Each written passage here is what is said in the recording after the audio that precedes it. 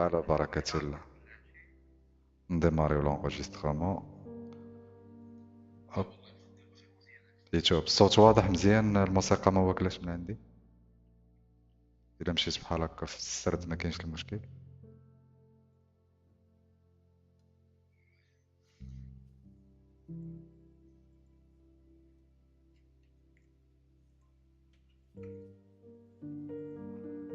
والله الا خسارة صاحبي، قبيله كانوا شي. صافي مزيان الصوت يوتيوب.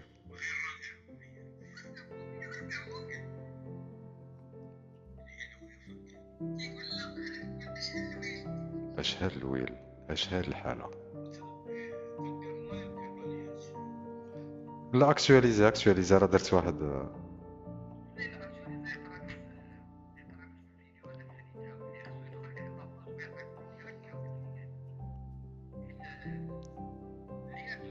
حيت ليا نتبدلها، حيت بدلت هذيك الصالون.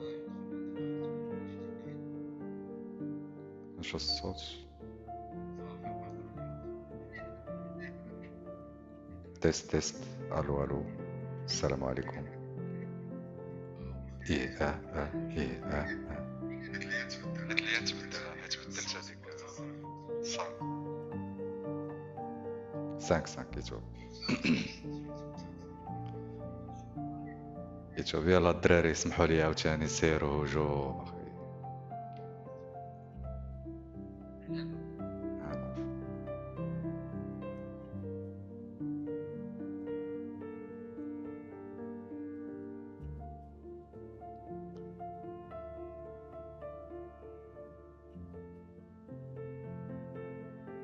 عودنا مرحبا.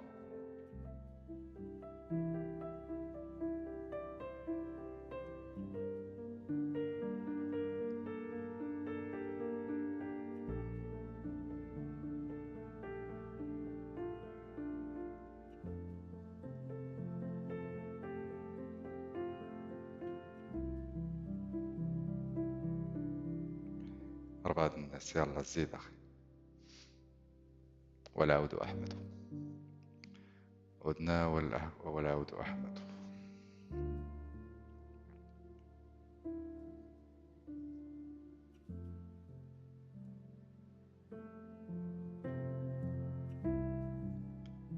تست. حيد الصوت هنا. هل الصوت واضح؟ ستة الناس. بيان. زيدوهم. خويا الدريمي اللي كان ممكن تعيط لدوك الأصدقاء ديالك.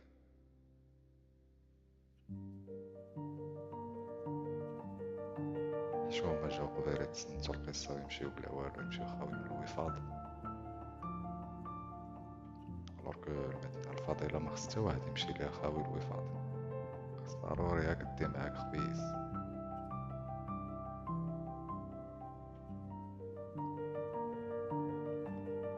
كانت زوينة صراحة، أول مرة كانوا 20. تخيل جاو عندك 20 ديال الضياف، ما حطيتيش اليومية كلهم يمشيو واحد بواحد. إحساس خايب.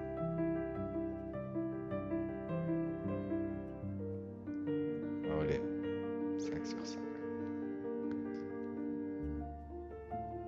8 بقاو 2.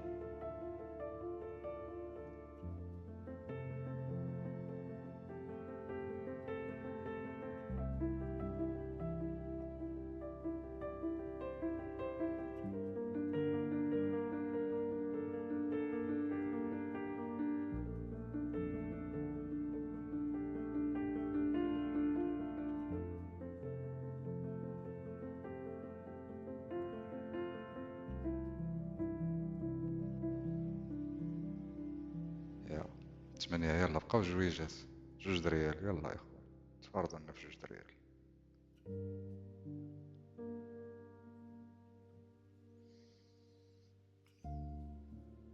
وعليكم السلام هيرا من تيك توك. دوزي اليوتيوب باش جيتي مع القصة نيشان. اخوان ديال تيك توك اللي مازال ما التحقش بيوتيوب، القصة ديال نيكولا تيسلا دابا في يوتيوب. كليكيو عليا، كليكيو على البايو يوتيوب. المهم راه مهبطه هي، راه الصوت ما نسمعك شنو كتقولي دابا صراحه. مي مرحبا. الوغ 11 باغفي باغفي باغفي. اذا على بركه الله، مرحبا بكم اخوان في المدينه الفاضله، ورحله جديده في مقبره الخلد. غمضوا عينيكم، شهيق، زفير،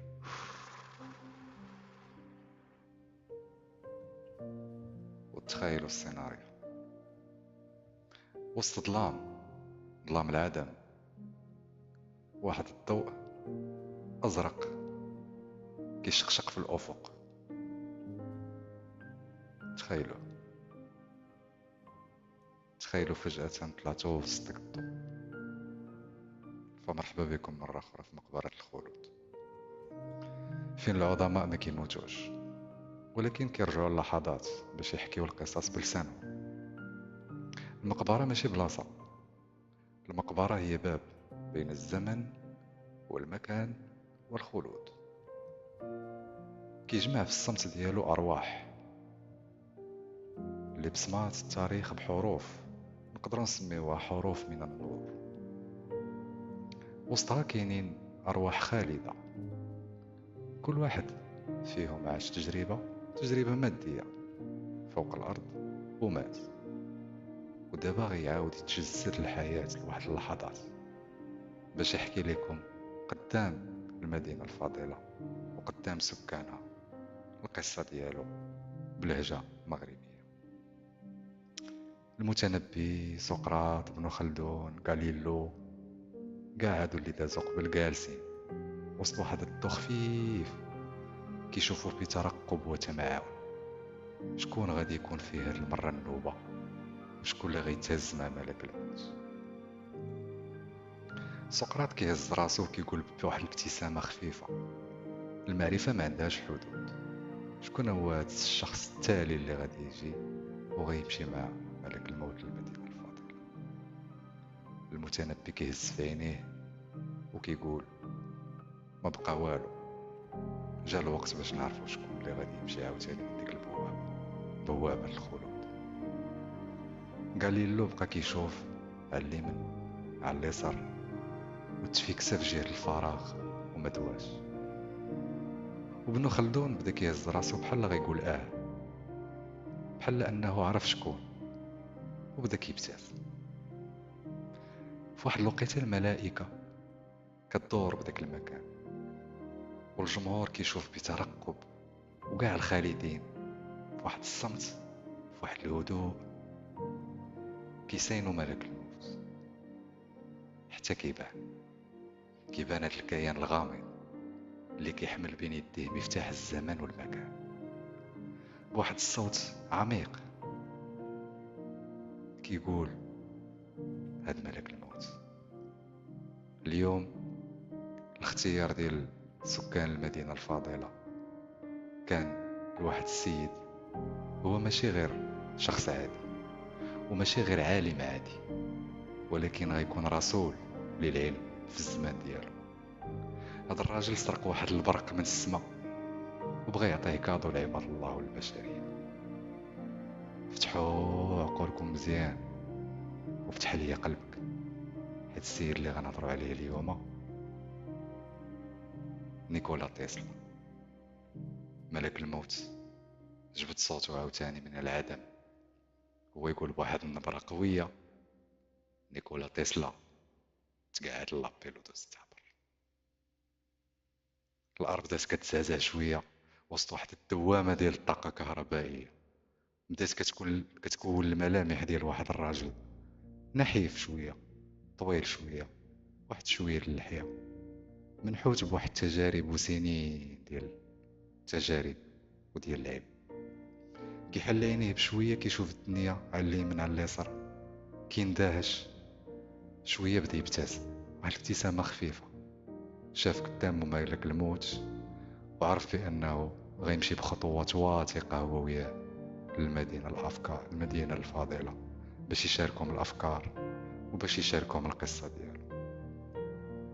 خدا صوت عميق وقال بصوت هادئ: أنا نيكولا تسلا، وجيت اليوم نحكي لكم قصتي. قصتي بدات في واحد الطفولة تزاديت 1856. هاد الطفولة دامت تقريبا واحد 10 سنوات حتى 1875، وهذه هي المرحلة ديال البدايات ديالي اللي نقدروا نسميو.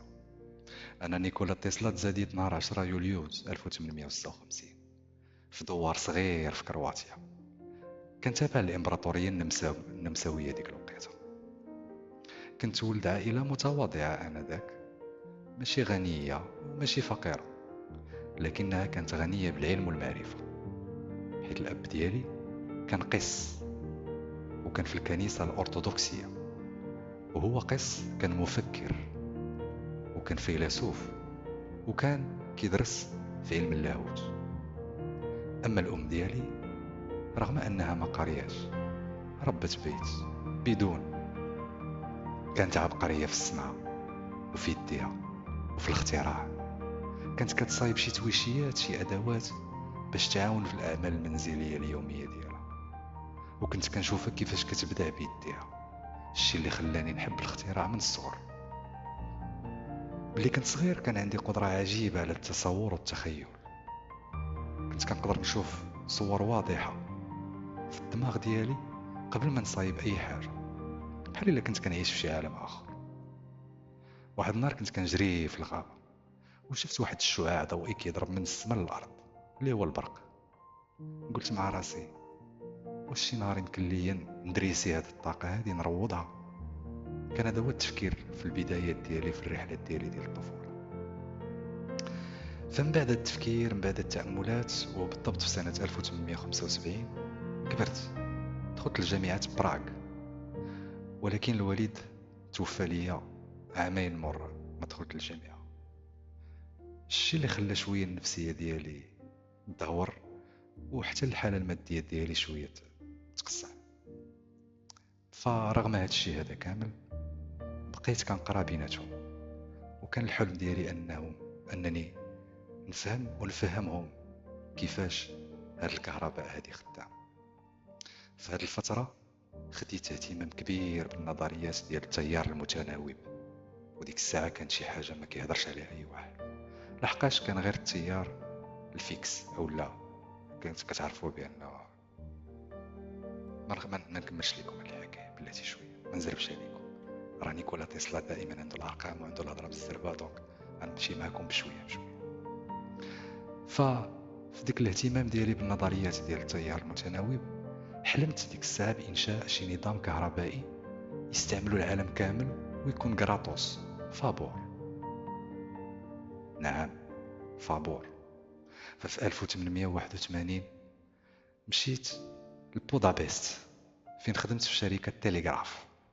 بديت كنطبق الأفكار ديالي في مجال الكهرباء. واحد النهار جالس أنا وواحد صاحبي في واحد البارك، وبديت كنتصور كيفاش نصايب محرك كيخدم بالتيار المتناوب. هذه كانت لحظة حاسمة في حياتي، هي فين قررت وقلت ليه في ذاك البارك: صديقي، أنا غنمشي لأمريكا ونقلب على هذا الحلم الأمريكي، تما فين نطور الإنجازات ديالي. وكانت هذه واحد المرحلة جديدة اللي نسميوها الهجرة إلى أمريكا والعمل مع إديسون. كانت هذه المرحلة فيها عامين تقريبا مع إديسون، كانت فيها ما بين 1884 و 1886. ركبت في واحد الباخرة ومشيت لنيويورك بحال آلاف المهاجرين آنذاك من أوروبا اللي جايين بحالي بواحد الحلم أمريكي، أمريكان دريم. مشيت قلبت في الجامعات وسولت على السيد اللي دويت لكم عليه قبيله، توماس إديسون. كان معروف في هذيك الوقت، ديك الوقيته كان المشاريع ديالو كبار في مجال الكهرباء، وتا في خدمته كان معروف. ولكن خدمت معاه في واحد المده قصيره اكتشفت انه ما عندوش نفس الرؤيه ديالي. داكشي علاش قلت لكم قبيله التيار المستمر كان هي لا تكنولوجي اللي نقولها او التقنيه اللي كانت ديك الساعه زاهيه في الوقت، زاهيه في العالم. كانت توماس إديسون خدام عليها، حتى السيستم ديك الساعه كان معه.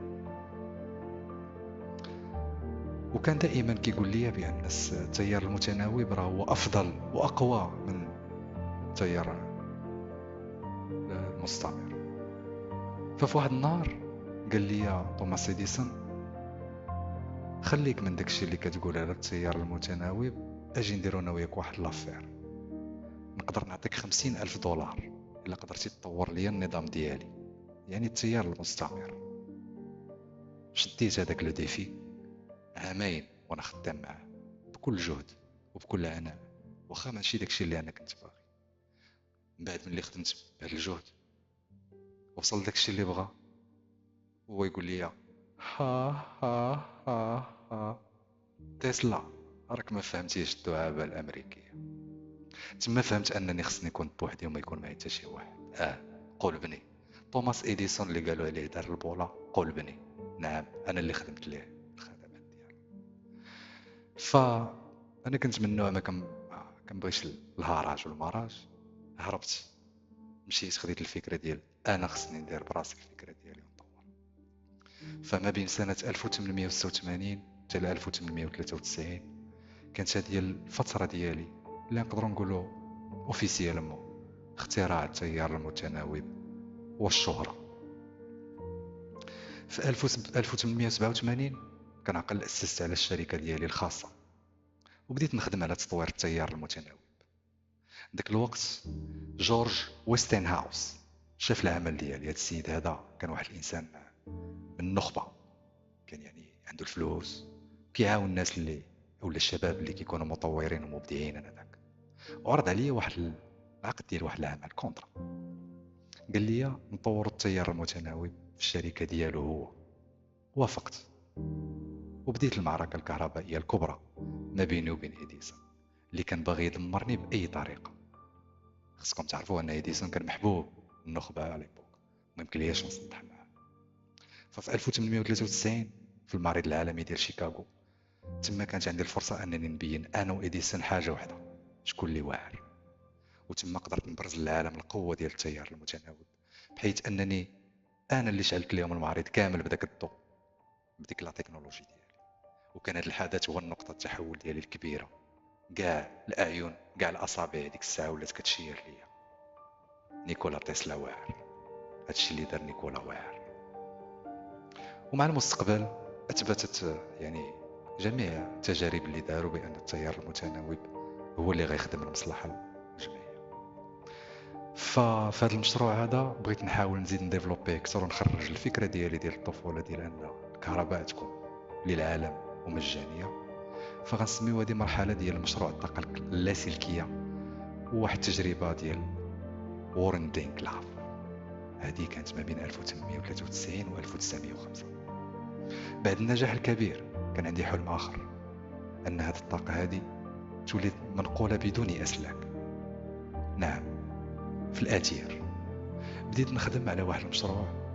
وورن دينكلاف هو واحد البرج كهربائي تقدروا تقلبوا عليه اليوم عندكم الانترنت نتوما الناس 2025 شوفوا هادشي. هذا واحد البرج كهربائي كيرسل الطاقة لأي بلاصة في العالم بلا ما يكونوا الأسلاك. جي بي مورغان الممول الكبير اللي كان انذاك في الماركتين عاوني في البدايات ديالي، ولكن ملي عرف بلي ان هذا المشروع غادي يخلي الطاقه مجانيه للجميع وقف عليه التمويل. وتما كانت واحد المرحله ديال الحروبات. كان هذا المشروع لو نجح غادي يبدل الوجه ديال هذا العالم كامل، ولكن المصالح الاقتصاديه كانت اقوى من هذا الشيء هذا ومن العلم. يعني حاولت نكمل ولكن الحكومه والمصالح الكبرى حاصروني، وتم توقيف المشروع ديالي وبالشركات ديالي بزعم انه كيشكل تهديد للامن القومي. فالسنوات الاخيره والصراع مع الدوله العميقه كان واحد المرحله كبيره وطويله تمدات ما بين 1905 الى 1943 وراكم عارفين التاريخ. بعد ما تفكت المشاريع ديالي بدات الضغوطات من اليمين ومن اليسار غير مفهومه كتجيني من جميع العكوسات في اي حاجه. لقيت راسي كندخل في صراعات ضد مصالح كبرى اللي كتحكم في مصادر الطاقه، وكانوا كيخافوا ان العلم ديالي يهدد النفوذ ديالو. فتعرضت لواحد المراقبه شديده سنوات، تسرقت مني بزاف الابحاث من الدار. وحتى في السنوات الاخيره كنت كنحاول ننشر الافكار ديالي ولكن اللوبيات الاقتصادية، الجهات الخفية كما عارفين، كانت ديما كتعرقلني. واحد النهار تلقيت واحد العرض غريب من واحد الجهات غير معروفة باش نخدم معاهم في واحد المشاريع سرية عسكرية، ولكن رفضت، حيت كنت كنآمن بأن العلم خصو يكون مفتوح للجميع وماشي محتكر من طرف قوى خفية، وماشي حتى وسيلة من وسائل الدفاع الأمني أو شي حاجة بهذا القبيل. فحاولت نعيش في تواضع كبير. تحياتي كانت في واحد الفندق بسيط في نيويورك. كنت كنعيش مع الحمام اللي كان الصديق ديالي هذا. يعني الحمام ما كانش عندي صديق انسان، وكانوا عندي الحمام هما الاصدقاء ديالي. رغم الشهرة ورغم يعني الاضواء، كنت كنرفض الربح الشخصي، وبقيت كنفكر غير في كيفاش العلم يوصل للبشرية ويوصل لكل شيء. ما كانش همي ندير الفيلات والطوموبيلات اللي كانت ديك الساعة طوندونس، ولكن كنت عارف انني في واحد الحرب غير مرئية وغير معلنة، واحد الحرب فيها قوة اقتصادية وعسكرية كبيرة فينا يبان نيكولا تسلا قدام. تما قررت أنني نسكت صوتي. في يناير 1943 لقاني الخادم ديالي ميت في الغرفة ديالي، وبعض المستندات ديالي اختطفات في ظروف غامضة اللي ما لقاوهمش اليوم، وبزاف الأعمال ديالي ما لقاوهمش في البيت، وتحرق البيت كامل. وخايف أن شي نهار هادشي هذا يلقاه شي واحد، ونهار يفهموا شنو هو يقدر يحاول يبدل العالم كامل. اليوم وانا كنحكي لكم هادشي كان ما وراء الزمن. كنشوف كيفاش افكاري تحققت وحده بوحده، ولكن بواحد البطء شديد. الانسان في الغالب ما كيامنش بالافكار التوريه، حتى كيتاخر بزاف عاد كيبدا يامن بها. ولكن السؤال اللي كيتطرح، واش باقي خص البشريه توصل للفهم الحقيقي للتطور؟ ف غنستغل هذا الوجود ديالي اللي بقى لي معكم بضع دقائق باش نعطيكم واحد 3 ديال النصائح كنيكولا تسلا. نصيحه اولى: ما تخافوش من التفكير المختلف. المجتمعات غالبا ما كتحارب الافكار الجديده، ولكن الابداع كيجي من الشجاعه، من الخروج على المألوف. النصيحه الثانيه: ما تخليش المال واحد البلوكاج قدامك. الرأسمالية كتحكم في التطور وفي الاقتصاد وفي اللي بغيتي، ولكن العلم والافكار خصهم يكونوا ملك للجميع، ماشي فقط الاغنياء ولا المسيرين. والنصيحه الثالثه: فهموا ان الطاقه راه كاينه في كل بلاصه. استثمر الانسان في القوه اللانهائيه ديال الطبيعه، ونسى بان عندها واحد الجانب طاقي. الا وصل ليه العالم يقدر يبدل المعنى ديال الحياه. انا تسلا، الراجل اللي روض البرق وعاش بين المجد والفقر. مشيت بواحد الجسد ضعيف، ولكن افكاري كانت غليظه وما عمرها ماتت. ما جا فين يكمل تسلا الروايه ديالو ويفهم الناس على القدره ديالو في الصبر والمعاناه. جا واحد الهدوء، والجو تحول، والزمن وقف. في ديك اللحظه ملك الموت جاي، واحد الصمت رهيب. النظرات ديالو كانت عميقه وحزينه. ملك الموت كان حزين. هذه تاني مره غيجي عند نيكولا تسلا وغي يسمع هاد القصه. واخا كان الصوت ديالو خفيف وكان حزين، كان بالليل كيعرف بان الالم اللي دوز تسلا في حياته كان يخليه يدوز هاد الالم ديال الفراق المره الثانيه. فقال ليه: تسلا، المهمه ديالك في المدينه الفاضله انتهت. كل شيء درتيه وقدمتيه للبشريه، ودابا خصك ترجع للبلاصه فين كتسير. اذا يلا معايا، الخلود ومقبره الخلود. عشت الاحلام ديالي، واليوم العالم كامل كيقول انا محظوظ لانني وصلتها. ولكن انا ما محظوظش، انت اللي محظوظ. فخوض الطريق ديال تسلا وخليها تنور لك طريقك. السلام عليكم.